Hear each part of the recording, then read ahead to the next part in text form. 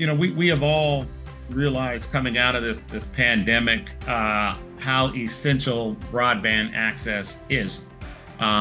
We were all just heartbroken and seeing these communities where students were at home, didn't have access to broadband, had to drive to, park outside of a fast food restaurant to tap into their broadband to do their homework. And America should not have that at all.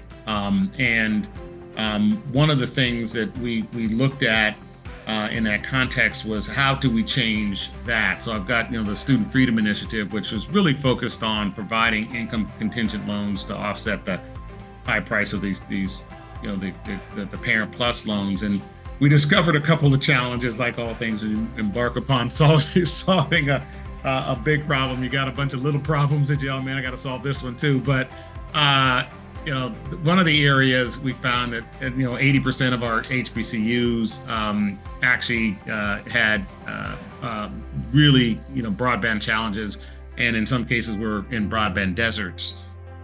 These HBCUs, if you're not familiar, I'm sure you are, but produce about 20% of all African American graduates and 75% of all Black PhDs, 80% of our federal judges, 50% of our Black engineers. So they provide a critical pathway for African Americans to uplift their economic capacity in the U.S. Well, the good news is with a lot of work and working with Chuck Schumer and others, we were able to get a couple of bills passed, bipartisan infrastructure laws, which is the largest U.S. infrastructure investment, at least in our lifetimes.